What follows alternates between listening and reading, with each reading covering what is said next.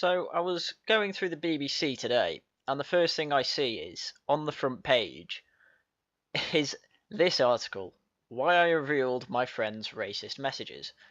And I just found it interesting that it was on the BBC front page, especially since I one have a VPN and two usually go in incognito mode, so they shouldn't have any background knowledge as to what I look at, which I find very interesting. But there is another article I want to go through before that, which gives context to the whole article that was on the front page. Exeter University students expelled over racist comments. A number of law students have been expelled from the University of Exeter over allegations of racism. No, over allegations of racism. Even though there's proof, but allegations. Anyway, an internal investigation was launched in March after vile comments from Bracton Law Society's WhatsApp group were shared on social media. Well, who shared them? Those involved received expulsions, suspensions, and other sanctions according to an email sent to staff and students. A university spokesman has said the outcome are subject to appeal. Well, I think they should appeal them, even though things they said were pretty bad, as we will go through. Messages by members of the society on WhatsApp were revealed by students and shared more than 2,000 times on Facebook. And here is an example of something that was said. Not by any means PC, but I know people that have said much worse. At the time the investigation was launched, one of the students issued a sincere apology for his inexcusable comments. He's saying, "I will not attempt to excuse and deny any of the statements I have made. The comments which I shall not repeat are inexcusable and undeniably wrong." Well, he's not wrong there. "I would like to make it publicly known that I do not honestly believe any of the things that I have said, and I'm willing to believe him, because I understand university lads and their banter." And here are some more examples of what they said. Bomb the mosques, yes, bad. Radicalise the moderates, yes, bad. It's all bad. Happy Hanukkah, that's... I don't even know. Vice-Chancellor Professor Sir Steve Smith said there was no place for unacceptable racism, sexist and bigoted behaviour. "These outcomes are subject to appeal," he added, "but they show our absolute commitment to take serious actions against those whose behaviour is fundamentally at odds with the commitment to inclusivity, tolerance and respect that lies at the heart of everything we stand for." The university said it had also established a new Provost Commission to work towards an open, diverse and safe university community. Well, you can't have diverse jokes, can you? It is unknown how many students have been expelled. Arslan Motavali, the Exeter University student who revealed the WhatsApp messages, said the investigation was handled well. George Trotter, who was president of the African Caribbean Society when the messages were revealed, said the university's actions were a good start. Oh god, and there seemed to be a positive intention to make long-term changes. He said social media played an important role in allowing students to talk about the comments because the processes in place for them to share stories before weren't quite up to scratch. You what? Wait, what? Social media's been about the whole time you've been at university, I imagine. Unless you're at university for more than 2 decades. What do you mean? I don't understand what he means by the processes in place for them to share stories weren't quite up to scratch. I don't know what he means by that. You've had social media the whole time you've been at university. What are you talking about? So from the whole of this, it just seems like a few edgy boys have been expelled for being edgy. Long live the edge boys. But honestly, I don't think it's a good idea to just expel people for private conversations.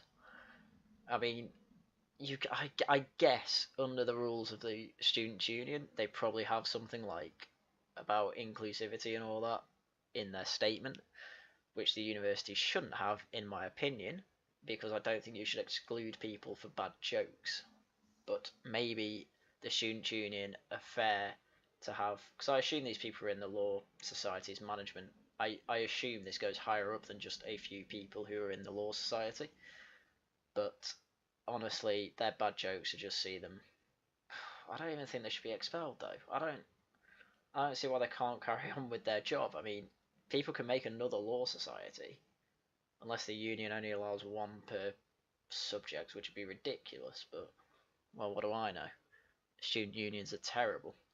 Now back to the article of why he revealed his friend's racist messages. It went from crude humour to racial slurs. Awful things were said about rape. Every group was targeted. Guess what, idiot? All those things are involved in crude humour. It doesn't stop being crude humour because you don't like it, you idiot. Exeter University student Arzalan Motavali, I hate your name, is talking about the WhatsApp group he was in with fellow members of the university's law society. The messages started to get progressively worse after certain people were added. These people are probably edgelords. 5 months on, and several of them have been expelled after Arsalan's fuck your name, man, post of their vile screenshots went viral. Well, why is he posting them? He should be done under. If they're grossly offensive, he can be done under the Communications Act of 2003, but he won't be because that law doesn't apply to the good guys. Speaking to Newsbeat, Jesus, who the hell takes that seriously? The 21-year-old said he had no regrets about his decision to go public. Then he said twat. He has a tweet with all the messages on. Update on Exeter, expulsions and suspensions for them all. Can't thank everybody who showed support enough. From all the media teams to heroes on Twitter, you're the best. He had media teams? This guy's got corporate backing, it seems. Anyway, rewind to November 2017, and Arsalan was a member of a WhatsApp group with other people in the university's Bracton Law Society. He must have known these people. But the tone of the messages turned nasty, and Arsalan decided to post some of them to Facebook. What? Why? They were shared thousands of times. Then he can be done under the Communications Act. He can be done under it. Like, why isn't he being done under it? Oh, because he's a hero.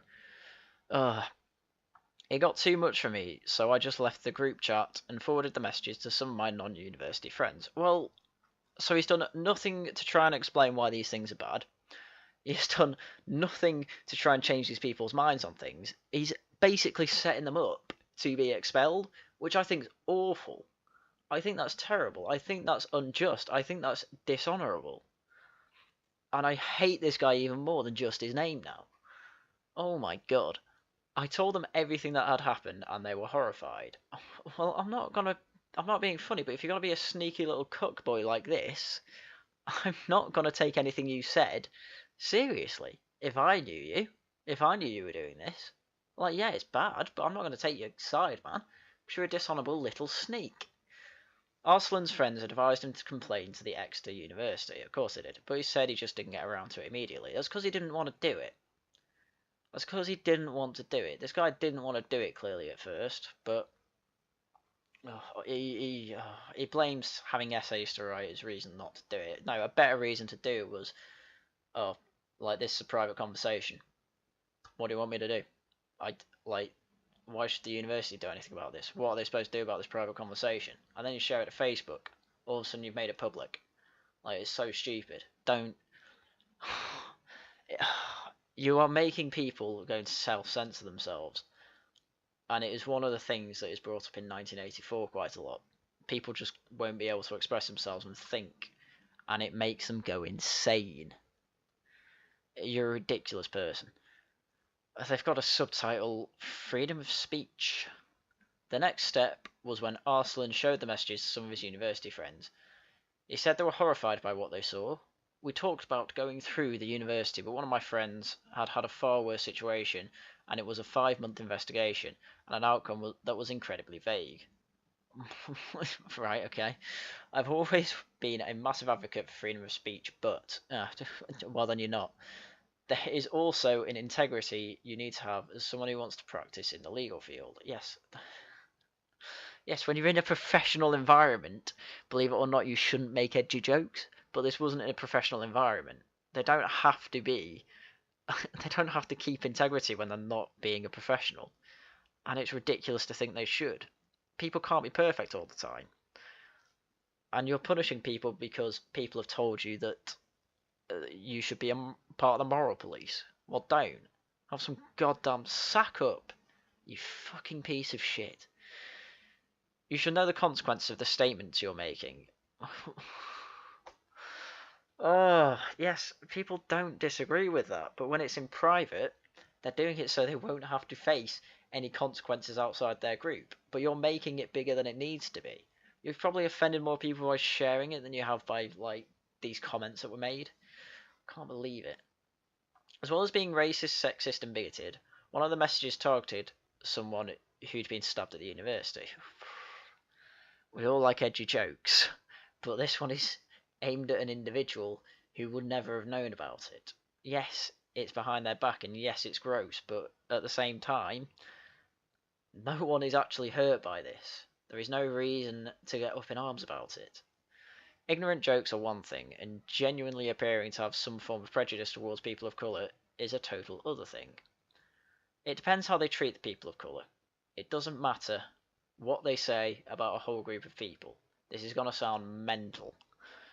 But if they don't actually treat these people differently to white people, then they're not racist.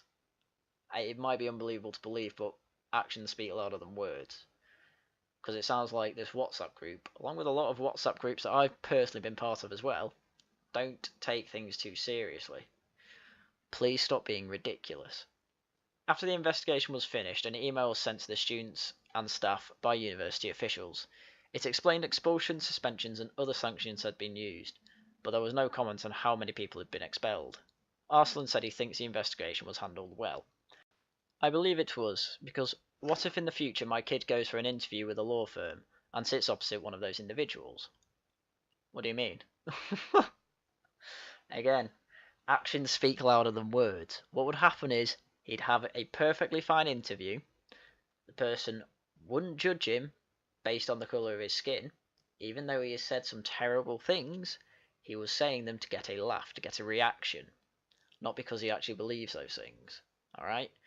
You will be hard pressed to find anyone at university who's a genuine racist. You'd be hard pressed. I don't know anyone that just hates black people for the colour of their skin. Even hates black people at all. People at university are educated. They know that racism is irrational and stupid. And you know it as well. You're just saying it because you seem to have some sort of hero complex. And it is really, really, really bad. And sets a precedent that is bad in the future. All of a sudden you've got a secret police. Who do you know is going to report you to the uni? Well, you're going to have to assume everyone. Oh, well, you can't be yourself, you can't express yourself. And it's ridiculous. And it shouldn't be like this. You, sir, are the start of a really bad movement. Regardless of how much they say they don't hold those views, those prejudices are still there. I've seen it firsthand. Bullshit. I don't believe you. Why would you not lead with that? Why would you not lead with an example of where those prejudices have been seen firsthand? I don't believe you. You don't have any evidence, you're just saying it. And you're saying it to try and justify yourself. And it's horrible. I can't believe it. I don't think I've fixed the problem, but I feel like a conversation has been opened up. Oh, right, okay, it's okay because we started a conversation. Oh, don't get me wrong, I don't think I've actually done anything to help, but, you know, I've opened up a conversation, so that's fine, it's fine. I've just ruined these people's chances of becoming lawyers. Like, oh no, it's totally fine. I've started a conversation. This is a conversation we've had many, many times. This conversation has been had by John Stuart Mill to the Christians, Christopher Hitchens to the Islamists and the Christians, by many people to the religious people. The thing is, you don't have a conformed religion. Well, you do, it just doesn't have a god. So you don't really call it religion. What you have is a set of ideas, and the ideas are terrible and fits with every other totalitarian that has ever existed in the world. And you can't see that, and you can't see that because most other totalitarians have been fighting for some other greater cause. But you think your greater cause is just, and this is what every totalitarian does. They think their cause is just, so they excuse every bad and shitty thing they do. And this is exactly what you have done. You make claims that you don't bother to back up, and I don't believe you for a second. In the meantime, that is all I have to say. Keep fighting for freedom of speech. Thank you for listening, and goodbye.